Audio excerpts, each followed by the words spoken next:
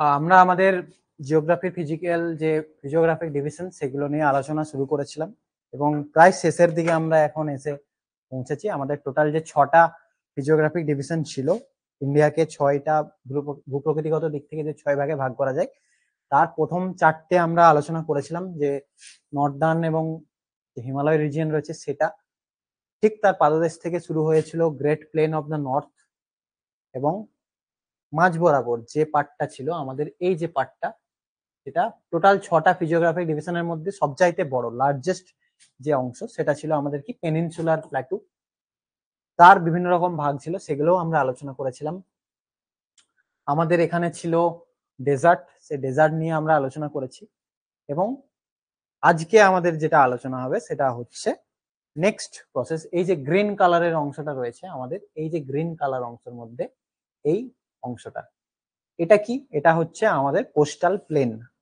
তাহলে প্লেন আমাদের দুই ধরনের হচ্ছে।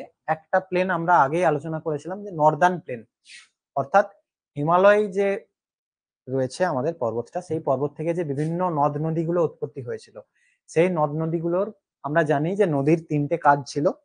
প্রথম কাজ কি? ক্ষয় কার্য চালানো। সেই ক্ষয়জাত তার যে নদী বিধৌত পলি বালি মাটি কাদা, সেগুলো জমিয়ে যে প্লেন তৈরি করেছিল বা সমভূমি তৈরি করেছিল, সেটা ছিল আমাদের নর্দার্ন প্লেন।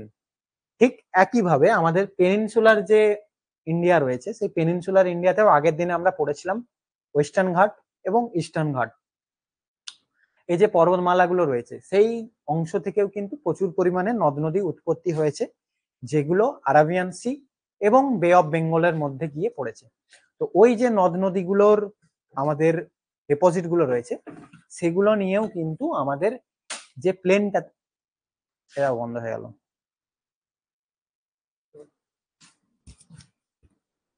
ঠিক আছে।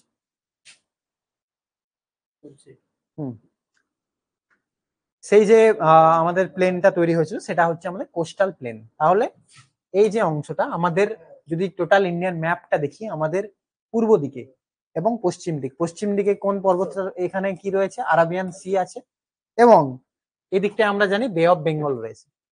তাহলে আমরা পড়েছিলাম এদিকে কি আছে? ওয়েস্টার্ন ঘাট পর্বত এবং আরাবিয়ান সি, এই যে অংশটা রয়েছে তার মাঝের যে প্লেনটা রয়েছে, সেটা হচ্ছে আমাদের কোস্টাল প্লেনের মধ্যে রয়েছে ওয়েস্টার্ন কোস্টাল প্লেন এবং বে অফ বেঙ্গল আর ইস্ট কোস্টাল প্লেন।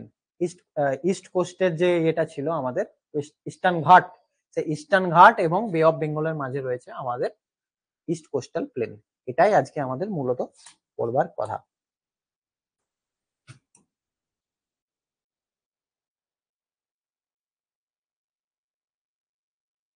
তাহলে এটা জানবার আগে আমাদের এখানে দুটো আমরা এখানে দেখব কথা। এক হচ্ছে কোস্টাল লাইন, আমাদের যদি টোটাল ইন্ডিয়ার কোস্ট লাইন বলি, এবং একটা হচ্ছে কোস্টাল প্লেন।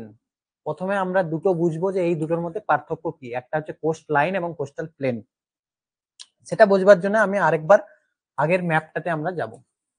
আমরা যদি এই ম্যাপটা দেখি, আমরা জানি যে আমাদের টোটাল যে এটা রয়েছে, ইন্ডিয়ার ম্যাপটা রয়েছে, এই যে উপরের দিকের যে স্টেট গুলো রয়েছে, তার সাথে আমাদের বিভিন্ন দেশের বাউন্ডারি আছে। আমরা যখন একদম প্রথম ক্লাস শুরু করেছিলাম, তখন পলিটিক্যাল বাউন্ডারি গুলো পড়েছিলাম। অর্থাৎ একদম উত্তরে আমাদের আছে চায়না, ইন্ডিয়ার সাথে হিমালয়, নেপাল আছে, ভুটান আছে, আমাদের এদিকে রয়েছে আফগানিস্তান, পাকিস্তান, পূর্ব দিকে রয়েছে মায়ানমার, বাংলাদেশ। ঠিক একইভাবে দক্ষিণ দিকের যে অংশটা, সেখানে আমাদের দুটো সি আছে, আরাবিয়ান সি, বে অফ বেঙ্গল, এবং একদম নিচে আছে ইন্ডিয়ান ওশান। তো কি হয়েছিল, এই স্টেট গুলোর মধ্যে কি রয়েছে? আমাদের উপকূল দেখা যায়। তাহলে যে অংশটা একদম উপরের, আমরা যদি এটা দেখি, এইভাবে যদি আমরা আলোচনা করি, এই যে অংশটা, এই অংশটা একটা যে লাইন তৈরি করছে, সেটা হচ্ছে কোস্ট লাইন। হ্যাঁ, আর প্লেন যদি সমভূমি আমরা বলি, সমভূমি তো একটা লাইনের উপরে হতে পারে না। সমভূমি একটা বিস্তীর্ণ অঞ্চল জুড়ে দাঁড়ায়, তার যে উইথটা বা চওড়া, সেটা বিস্তৃতিটা, সেটা কিন্তু অনেক বেশ কয়েক কিলোমিটার ধরে হয়। কোথাও 60 কিলোমিটার, কোথাও 65 কিলোমিটার, বা কোথাও 100 কিলোমিটার পর্যন্ত কিন্তু ছাড়িয়ে যেতে পারে। তার জন্য আমাদেরকে, আমরা যখন একদম এই ভূমি এবং সমুদ্র তার মাঝে একদম যে অংশটা একদম সেই অংশটা হচ্ছে কোস্ট লাইন। আর নদ নদী ফলে উৎপত্তি যে আমাদের নদী বিধৌত বললাম পলি বালি কাদা, সেগুলো মিলে যে সমভূমি তৈরি করছে সেটা কিন্তু অনেক চওড়া। তাহলে কোস্ট লাইন একটা রেখাকে আমরা বোঝাচ্ছি, কিন্তু কোস্টাল প্লেন যখন আমরা বলছি সেটা কিন্তু একটা বিস্তীর্ণ অঞ্চলকে বোঝানো হচ্ছে। তাই এটা আমাদেরকে ভুললে চলবে না, কোস্ট লাইন এবং কোস্টাল প্লেন দুটোরই কিন্তু আমাদের পরীক্ষায় লেন্থ জিজ্ঞাসা করে, দুটোর কিন্তু আলাদা। তো টোটাল এটাও যদি আমরা এখানে ম্যাপে আরেকটা জিনিস দেখাবো যে এই কোস্টাল প্লেন লাইনেরও দুটো ধরা হয়, এক মেনল্যান্ড বেসিসে ধরতে পারে, তাহলে আমাদের এই গুজরাট থেকে শুরু করে গুজরাট, তার নিচে মহারাষ্ট্র, তার নিচে আমাদের গোয়া, তার নিচে কর্ণাটক, কেরালা, এখানে আমাদের তামিলনাড়ু, তার উপরে অন্ধ্রপ্রদেশ, এখানে ওড়িশা এবং ওয়েস্ট বেঙ্গল। এই যে আমাদের 9টা স্টেট রয়েছে, কোস্টাল স্টেট রয়েছে, সেগুলো মিলে একটা মেনল্যান্ড বেসিসে হতে পারে। এবং আমরা জানি এই আরাবিয়ান সি এর মধ্যে আমাদের লাক্ষাদ্বীপ রয়েছে, সেই লাক্ষাদ্বীপের সাথেও কিছু কোস্ট লাইন হয়। এবং এখানে যে বে অফ বেঙ্গলের মধ্যে আমাদের আন্দামান এবং নিকোবর দ্বীপপুঞ্জ রয়েছে, সেখানেরও দ্বীপপুঞ্জগুলোর মধ্যেও কিন্তু কোস্ট লাইন আমরা দেখতে পাই। তাই দুটো আমরা দেখবো পড়বো। টোটাল যদি আমাদের ধরা হয় তখন আমাদের বলে 7,516.6 কিলোমিটার। এটা হচ্ছে টোটাল ইন্ডিয়ার কোস্ট লাইন যদি বলা হয়। এবং শুধুমাত্র যদি এই মেনল্যান্ডে বলা হয়, অর্থাৎ লাক্ষাদ্বীপ এবং আন্দামান নিকোবর এই দুটোর মধ্যে যদি আলাদা করা হয়, তখন সেটা গিয়ে দাঁড়ায় 6,100 কিলোমিটার। তাই আমাদেরকে আগের থেকে প্রশ্নটা ভালো করে পড়তে হবে, কি আমাদের জিজ্ঞাসা করেছে, ইন্ডিয়ার টোটাল কোস্ট লাইন জিজ্ঞাসা করেছে নাকি আমাদের শুধুমাত্র মেনল্যান্ড রেসপেক্টে করা হয়েছে। সেটাই আমাদের প্রথম পয়েন্টটাতে লেখা আছে যে টোটাল আমাদের কোস্ট লাইন হচ্ছে ইন্ডিয়ার রেসপেক্টে 7,516.6 কিলোমিটার, কিন্তু যদি মেনল্যান্ড হিসাবে ধরা হয় সেটা হয়ে যায় গিয়ে 6,100 কিলোমিটার। এটা এখানে দেওয়া আছে। আর কোস্ট প্লেন যদি বলা হয়, যেটা বললাম ইস্ট কোস্ট এবং ওয়েস্ট কোস্ট এই দুটো নিয়ে তৈরি, অর্থাৎ আরাবিয়ান সি এবং ওয়েস্টার্ন ঘাট পর্বতের মাঝে ওয়েস্টার্ন আমাদের কোস্টাল প্লেন এই যেটা রয়েছে, এবং Bay of Bengal R eastern ঘাটের মধ্যে রয়েছে আমাদের ইস্ট কোস্টাল প্লেন। এই দুটোর যদি প্লেনের টোটাল জিজ্ঞাসা করা হয় তাহলে সেটা গিয়ে দাঁড়ায় 3,100 কিলোমিটার। দুটো আলাদা, প্রশ্ন ঠিকঠাক পড়ে আমাদেরকে উত্তর করতে হবে।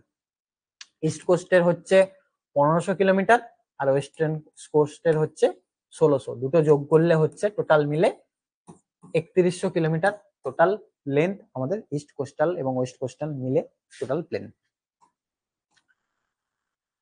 আশা করি সবার বোঝা গেছে। যদি কারো কোনো জিজ্ঞাসা থাকে অবশ্যই কমেন্ট করে জানাবে যে এই জায়গাটা বুঝতে পারিনি, বা আরেকবার বলুন বা এটা কি হবে। তাহলে কি বলছে, এই যে ফরমেশন হলো কোস্টাল কোস্ট প্লেনের, যেটা আমরা অনেক আগে থেকেই বলছি যে কিভাবে তৈরি হলো, পেনিনসুলার মাউন্টেন যেগুলো রয়েছে সেগুলো এবং সি কোস্টের মাঝে এই কোস্টাল প্লেন আমরা দেখতে পাই। একটু আগেই বললাম ইস্টার্ন ঘাট আর বে অফ বেঙ্গল আর ওয়েস্টার্ন ঘাট আর আরবিয়ান সি এর মাঝে এগুলো তৈরি হয়েছে, এবং দুই ভাগে ভাগ করা যাচ্ছে টোটাল আমাদের কোস্ট লাইনটাকে দিকের অনুসারে, কোনটা কোন দিকে রয়েছে। যেটা ওয়েস্টের দিকে রয়েছে সেটা ওয়েস্টার্ন কোস্টাল প্লেন, এবং যেটা ইস্টের দিকে রয়েছে সেটা ইস্টার্ন কোস্টাল প্লেন। এরপরে এটার বিস্তারিত ভাবে আলোচনা করব। প্রথমে আমরা দেখছি ইস্টার্ন কোস্টাল প্লেন, যেটা পূর্ব দিকে আমাদের রয়েছে। তাহলে কি রয়েছে কার মধ্যে, একটু আগেই বললাম এই যে আমাদের এটা টোটাল ম্যাপ, ইন্ডিয়ান ম্যাপের মধ্যে এই দিকটায় আমাদের আছে আরাবিয়ান সি, আরাবিয়ান সি, এবং এদিকে আছে বে অফ বেঙ্গল, বে অফ বেঙ্গল। তাহলে এই বে অফ বেঙ্গল আর এদিকে কি ছিল, এদিকে ছিল আমাদের ইস্টার্ন ঘাট।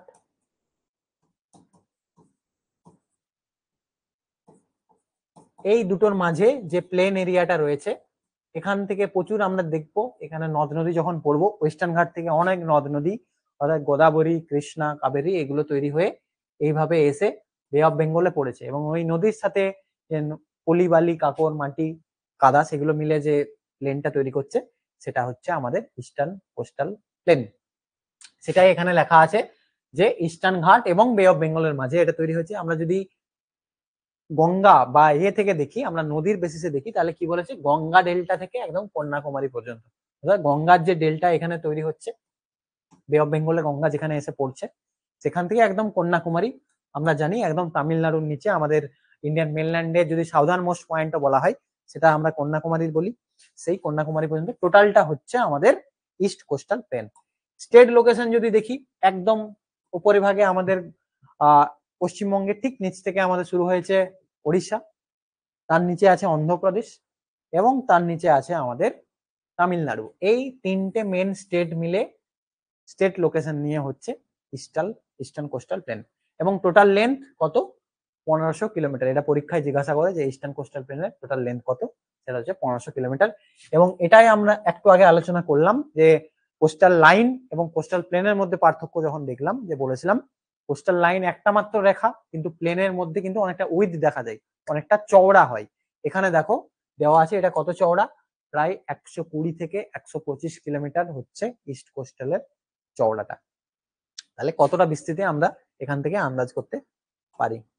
এই হচ্ছে ম্যাপ, আর তার এইটা মিনিমাম একটা কোয়ালিফিকেশন। এরপরে আমরা এখানে দেখব যে বিভিন্ন রিজিয়নাল নামে আঞ্চলিকগত ভাবে, এই যে আমরা পড়লাম ওড়িশা, অন্ধ্রপ্রদেশ, তামিলনাড়ু, তিনটে রাজ্যের মধ্যে এর বিস্তৃতি রয়েছে, টোটালটাকে আমরা বলছি ইস্টার্ন কোস্টাল প্লেন। কিন্তু রিজিয়ন বেসিসে, অর্থাৎ কোনো একটা রাজ্যে ওই অংশটাকে আলাদা আলাদা নামে ডাকা হয়।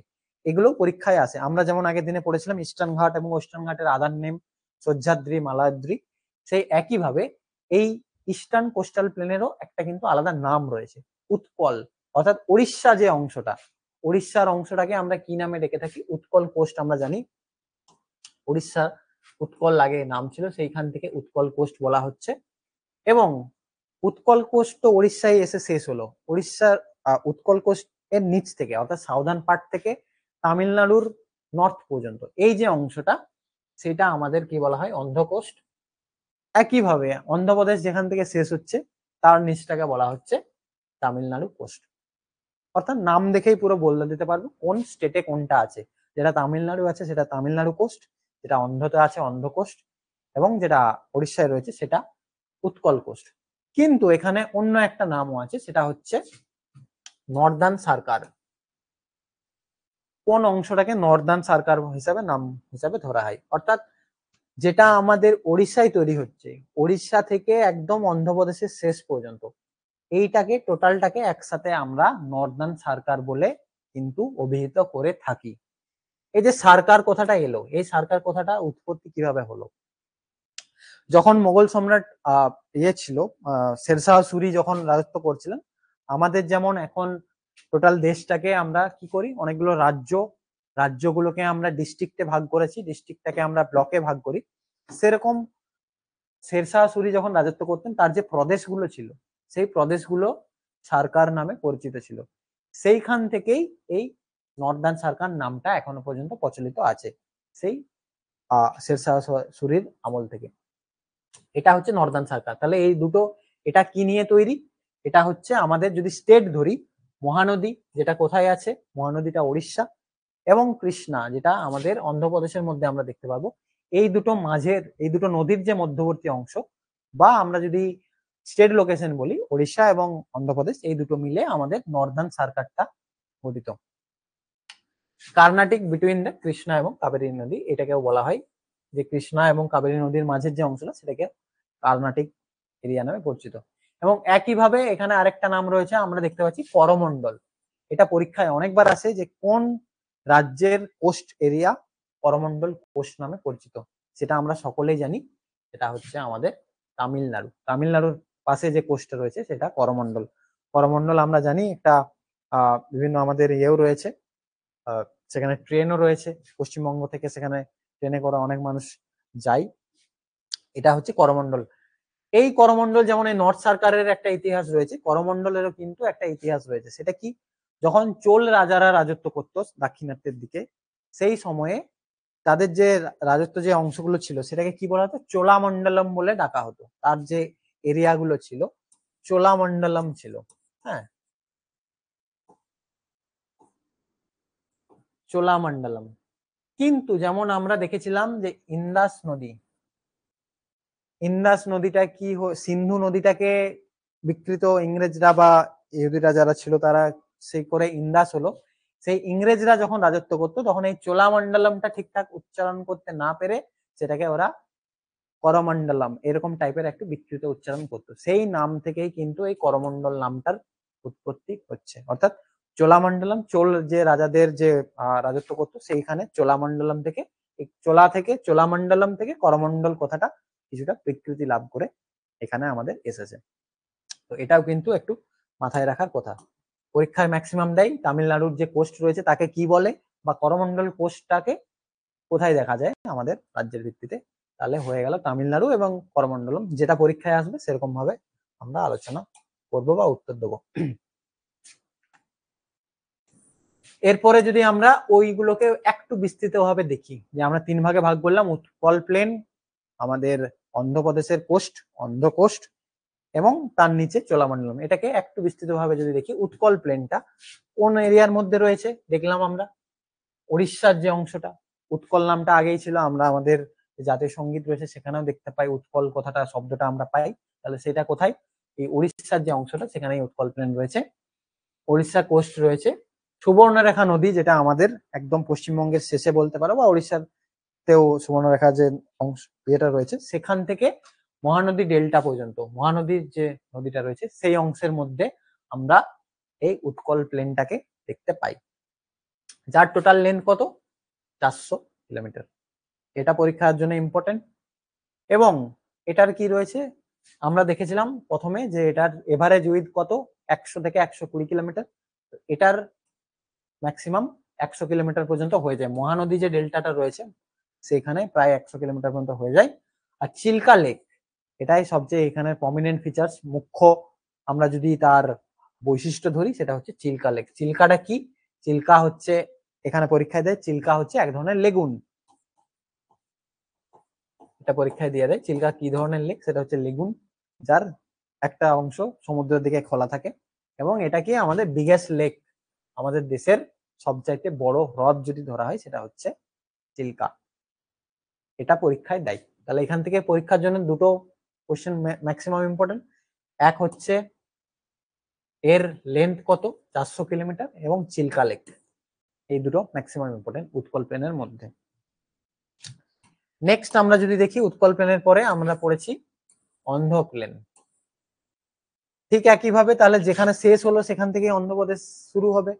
উৎকল প্লেন যেখানে শেষ হলো তার সাউদার্ন পার্টটা থেকে আমাদের অন্ধ্র প্লেন শুরু হচ্ছে, এবং কোথায় গিয়ে শেষ হচ্ছে, পুলিকট লেক যেখানে আছে সেই পুলিকট লেক পর্যন্ত কিন্তু এর বিস্তৃতি রয়েছে। আর এর টোটাল লেন্থ কত, 425 কিলোমিটার। আগেরটা যেমন ছিল 400, এটা 425। ঠিক এরকম ভাবে কিন্তু এখানে অন্যভাবে ঘুরিয়ে একটা প্রশ্ন দিতে পারে যে নর্থ সার্কারের টোটাল লেন্থ কত।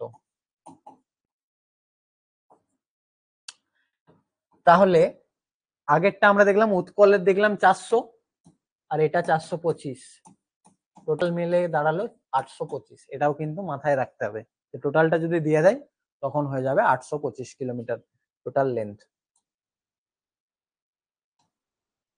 এটা কি দিয়ে তৈরি হচ্ছে, এই যে প্লেনটা তৈরি হয়েছে, এই যে বললাম ওয়েস্টার্ন ঘাট থেকে অনেক নদী তৈরি হচ্ছে, যেমন মোস্ট, যেটা দক্ষিণ ভারতের আমাদের গঙ্গা বলা হয়, গোদাবরী, হ্যাঁ সেই সবচাইতে বড় নদী, সেই গোদাবরী, কৃষ্ণা, এই নদীগুলোর থেকে যে এগুলো তৈরি হচ্ছে, পলি বালি, কাকর বালি, সেখান থেকে এই অন্ধ্র প্লেনটা তৈরি হচ্ছে। এবং এটা কি হয়েছে, it has a straight coast and badly lacks good harbour with exception of Visakhapatnam. অর্থাৎ আমরা যদি ওয়েস্টার্ন ঘাটটা যখন পড়বো, ওয়েস্টার্ন ঘাটের প্লেনগুলো, সেখানে দেখবো অনেক ভালো ভালো অনেকগুলো হারবার আছে, অনেকগুলো বন্দর আমরা দেখতে পাই, কিন্তু ইস্টার্ন ঘাটের মধ্যে কিন্তু সেইভাবে কোনো ভালো বন্দর আমরা দেখতে পাই না। একমাত্র এক্সেপশন কি, বিশাখাপত্তনম। বিশাখাপত্তনমটাতে অনেক বড় একটা হারবার রয়েছে। আর এই রিজিয়নটা কিন্তু খুব ফার্টাইল, বা কি উর্বর একটা এরিয়া। কেন উর্বর? যেহেতু প্রচুর পরিমাণে নদ নদী রয়েছে, নদ নদী থেকে যে পলি বালি, পলি মাটি তৈরি হচ্ছে, সেই মাটিটার জন্য এই এরিয়াটা প্রচুর একটা ফার্টাইল রিজিয়ন। এবং ফার্টাইল রিজিয়ন হলে কি হবে, সেখানে প্রচুর পরিমাণে চাষাবাদ হবে, এবং যদি প্রচুর পরিমাণে চাষাবাদ হয় এবং জলের সুযোগ সুবিধা থাকে, সেখানে কিন্তু প্রচুর পরিমাণে মানুষের সমাগম হবে, অর্থাৎ পপুলেশন ডেন্সিটিটা অনেক হাই হবে। এরপরে আমরা দেখছি তামিলনাড়ু প্লেন। 3টে পার্ট ছিল, উৎকল, অন্ধ্র এবং তামিলনাড়ু।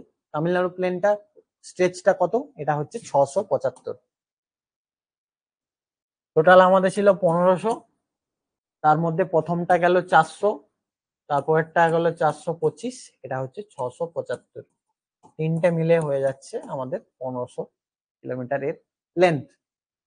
পুলিকট লেকে গিয়ে শেষ হয়েছিল আমাদের অন্ধ্র প্লেন। সেই অন্ধ্র প্লেন থেকে শুরু হয়ে পুলিকট লেক থেকে একদম কন্যাকুমারী পর্যন্ত তামিলনাড়ুর এটা হচ্ছে স্ট্রেচটা, টোটাল 675 কিলোমিটার।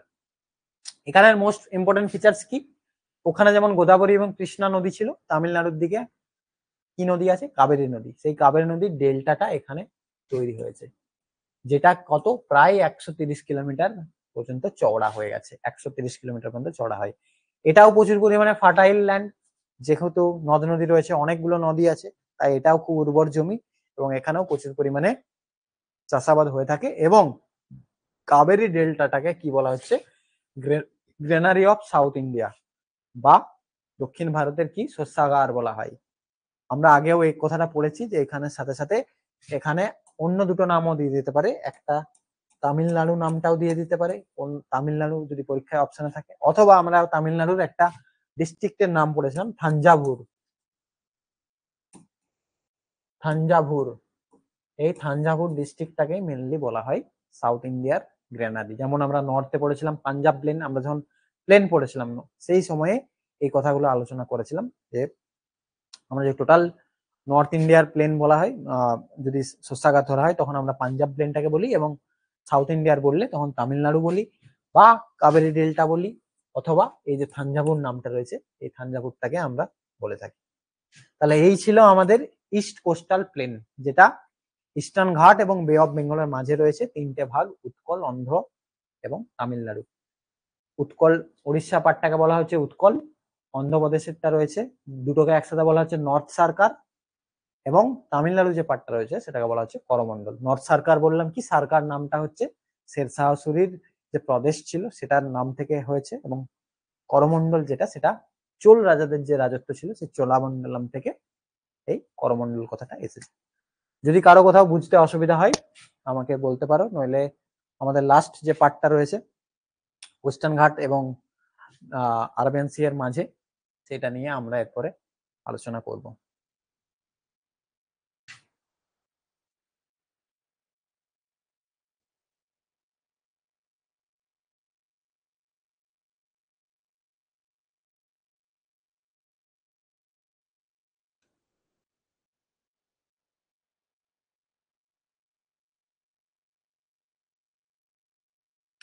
ঠিক আছে, আশা করি তোমরা সব বুঝতে পেরেছো। তাহলে এখানে যদি আমরা ম্যাপটা, এখানেই আছে ম্যাপটা, যদি দেখে নিই তাহলে কি হয়েছে, এটা যেমন ছিল এদিকে আমাদের কি রয়েছে, পশ্চিম দিকে আরাবিয়ান সি বা আরব সাগর, এবং এই অংশটা করে রয়েছে এখানে কি ছিল, ওয়েস্টার্ন ঘাট।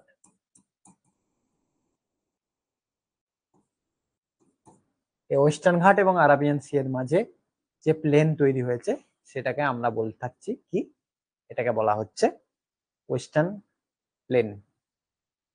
এখানের মধ্যে আমরা যদি দেখি একদম ওপরে আমাদের কোন রাজ্যটা আছে, একদম ওপরে আমাদের এখানে এটা হচ্ছে গুজরাট, ঠিক তার নিচে আছে মহারাষ্ট্র, ছোট্ট করে আছে আমাদের গোয়া, তার নিচে এখানে কর্ণাটকা এবং কেরালা। এই এতগুলো রাজ্য নিয়ে কিন্তু ওয়েস্টার্ন ঘাটটা যেমন পর্বত হয়েছিল, এখানে ওয়েস্টার্ন কোস্টাল প্লেন গুলো তৈরি। এদিকে যেমন তিনটে মাত্র রাজ্য ছিল, ওড়িশা, অন্ধ্রপ্রদেশ, তামিলনাড়ু, এখানে অনেকগুলো রাজ্য রয়েছে, গুজরাট আছে আমাদের, অন্ধ্রপ্রদেশ মহারাষ্ট্র, গোয়া, তার সাথে রয়েছে কেরালা এবং কর্ণাটক।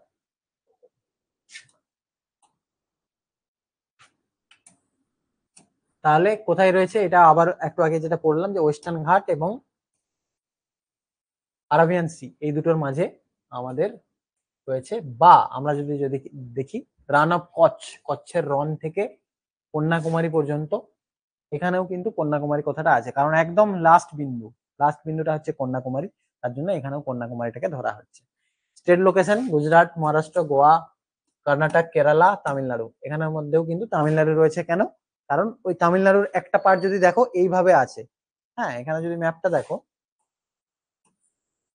এই যে অংশটা এইভাবে তামিলনাড়ু স্টেটটা আছে, তার জন্য ওয়েস্টার্ন ঘাটের দিকেও কিছুটা ঢুকে গেছে, যেমন ইস্টার্ন ঘাটের মধ্যে রয়েছে ওয়েস্টার্ন ঘাটের মধ্যেও কিছুটা ঢুকে গেছে। কন্যাকুমারীর অংশটা হচ্ছে লাস্ট পার্ট, আমরা এইভাবে তার জন্য আলোচনা করি। এর লেন্থটা কত? টোটাল আমরা পড়েছিলাম 3100 কিলোমিটার, 3100। তাহলে ইস্টার্ন ঘাট গেল 1500 আর এই ওয়েস্টার্ন ঘাট হচ্ছে 1600, দুটো মিলে হচ্ছে 3100। এটা হচ্ছে এখানের এভারেজটা, কিন্তু আগের যেটা পড়েছিলাম তার থেকে অনেকটাই কম। আগেরটা আমরা পড়েছিলাম 100 থেকে 120 কিলোমিটার, কিন্তু ওয়েস্টার্ন ঘাটের হচ্ছে 60 থেকে 65 কিলোমিটার চওড়া। আগের একই রকম সবই বৈশিষ্ট্য। আগেরটার যেমন অনেকগুলো রিজিয়নাল আমরা দেখেছিলাম, ইস্টার্ন ঘাটের মধ্যে রিজিয়নাল নাম ছিল, এই ওয়েস্টার্ন ঘাটের যে অংশগুলো সেখানেও রিজিয়ন অনুযায়ী অর্থাৎ রাজ্য অনুযায়ী আলাদা আলাদা নাম রয়েছে। যেমন আমরা যদি দেখি মহারাষ্ট্র যে এরিয়াটা এবং গোয়া, এই দুটোতে কি নামে ডাকা হচ্ছে? এটাকে কোঙ্কন কোস্ট বলে ডাকা হচ্ছে।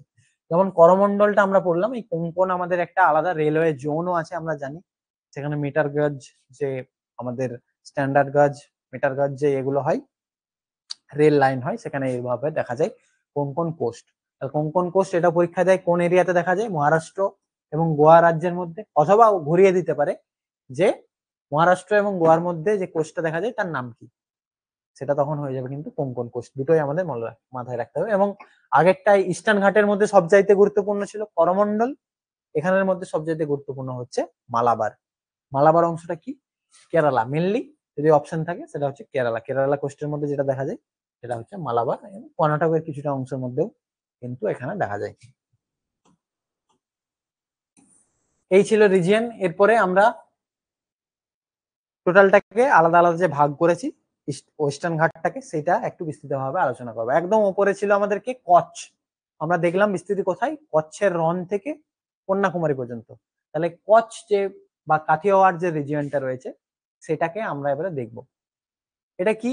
এটা বলছে কচ্ছের যে রন সেটা এককালীন কি ছিল? এটা একটা সমুদ্রের মধ্যে, সমুদ্রের ভেতরেই একটা আইল্যান্ড হিসাবে মতো ছিল, একটা আইল্যান্ড ছিল।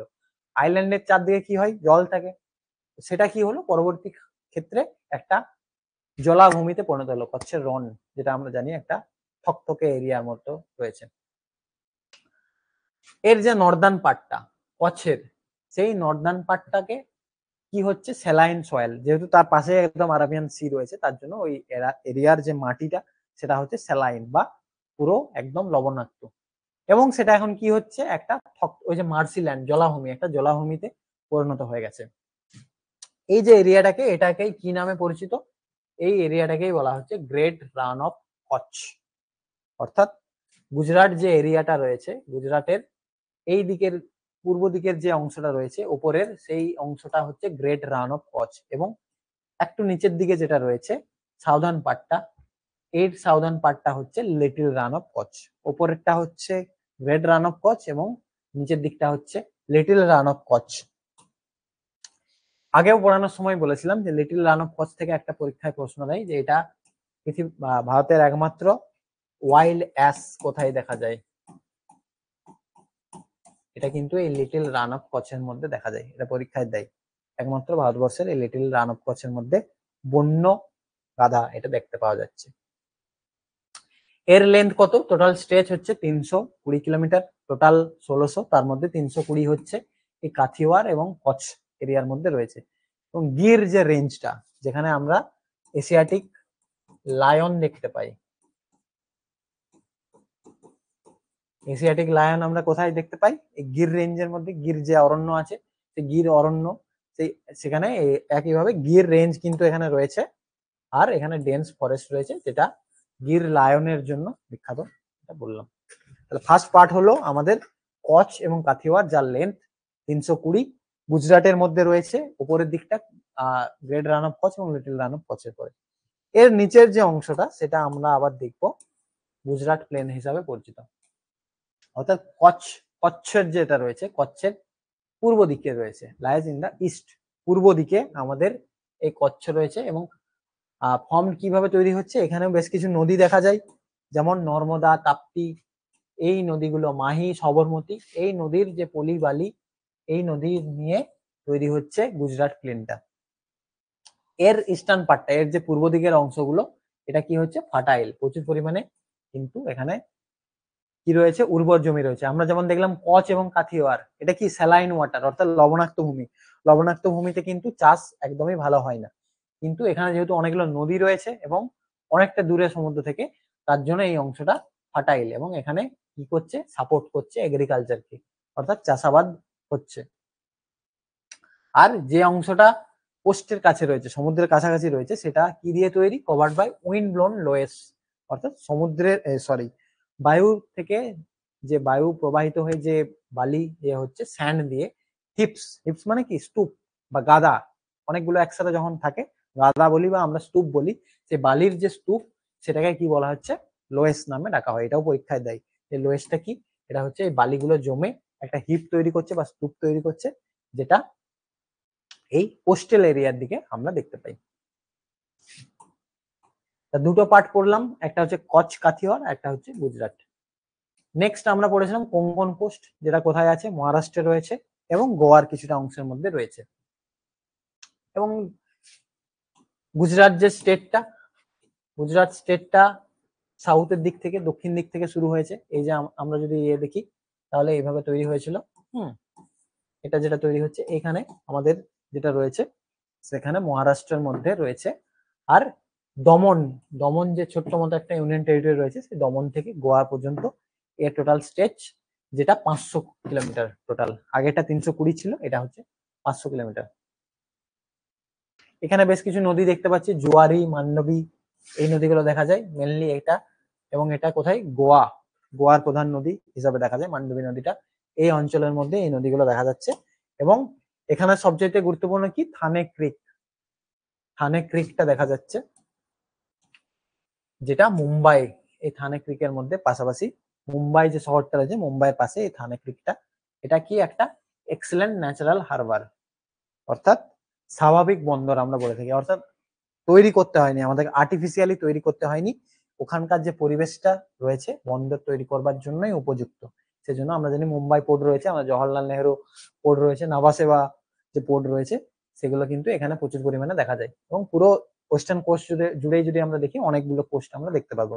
গোয়াতে আমরা যদি দেখি মোরমাগো যে ইয়েটা রয়েছে, একটা হারবার আছে এখানে, মুম্বাই রয়েছে বললাম, জওহরলাল নেহরু যেটা রয়েছে সেটা রয়েছে, এগুলো হচ্ছে ন্যাচারাল। আরেকটা কি, কর্ণাটকা কোস্টাল, কর্ণাটক যে অংশটা রয়েছে সে কর্ণাটকের মধ্যেও কিন্তু কোস্টাল আমরা প্লেন দেখতে পাই, যেটা একটা ওয়েস্টার্ন কোস্টেরই এক্সটেনশন পার্ট। কোথা থেকে কোথায়, কালী নদী থেকে নেত্রাবতী নদী, কালী নদী এবং নেত্রাবতী নদী, এই দুটো নদীর মাঝে রয়েছে আমাদের এই কর্ণাটকা কোস্ট। বা আমরা যদি রাজ্য হিসাবে ধরি তাহলে গোয়া থেকে বেঙ্গালোর, বেঙ্গালোরটা কোথায় আছে, কর্ণাটকার মধ্যে একটা শহর, কর্ণাটক বেঙ্গালোর যেমন একটা শহর, বেঙ্গালোরও একটা বড় শহর, সেই অংশতে আমরা দেখতে পাই। এখানে কি কি গুরুত্বপূর্ণ নদী রয়েছে, শরাবতী নদী, সীতা নদী, এই নদীগুলো তৈরি হয়ে আরাবিয়ান সিতে গিয়ে পড়েছে। এবং এখানে আমরা একটা জলপ্রপাত দেখতে পাই, যেটার নাম কি, শরাবতী নদীর তীরে রয়েছে, যেটার নাম গেরসপ্পা বা আমাদের কাছে যোগ জলপ্রপাত নামে পরিচিত, যেটা 271 মিটার লম্বা। এটা পরীক্ষায় অনেকবার এসেছে, যোগ জলপ্রপাত কোন নদীর তীরে দেখা যায়, সেটা হচ্ছে আমাদের এই শরাবতী নদী, বা কর্ণাটকাতে, কোন রাজ্যে দেখা যায়, সেটা আমাদের কর্ণাটকাতে। এই গেল কর্ণাটকা কোস্টাল প্লেন। এবং লাস্ট পার্ট আমাদের সেটা হচ্ছে মালাবার কোস্ট, যেটা আমরা পড়লাম কোথায় রয়েছে, কেরালা রাজ্যের মধ্যে। আগের পার্টটা বেঙ্গালোরে গিয়ে শেষ হলো, বেঙ্গালোর থেকে কন্যাকুমারীর মধ্যে এই আমাদের দেখতে পাচ্ছি Malabar coast, total length 555 kilometre.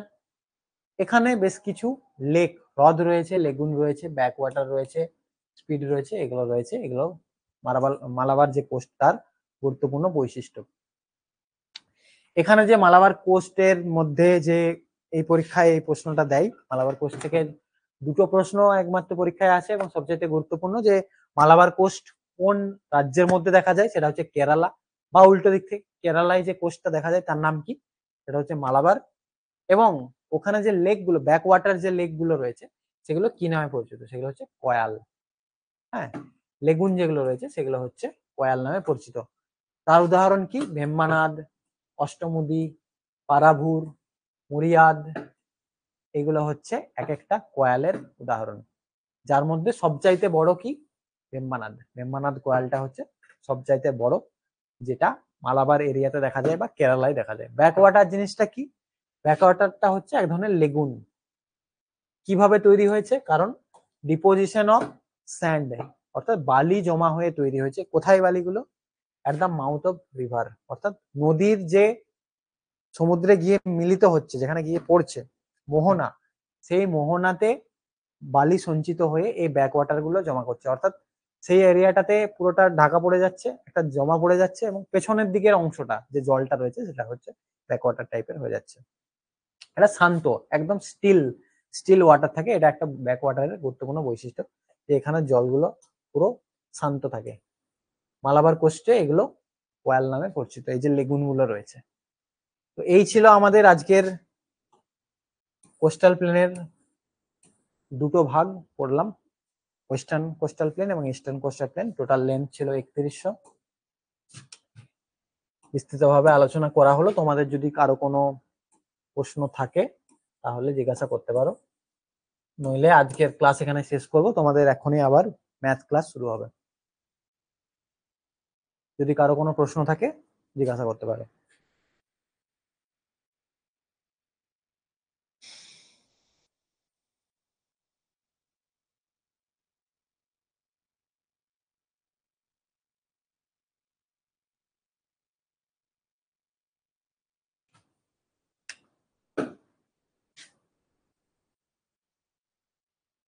কোনো জায়গায় যদি বুঝতে অসুবিধা হয়েছে বা জানার থাকে তাহলে কিন্তু প্রশ্ন করে জিজ্ঞাসা করতে পারো।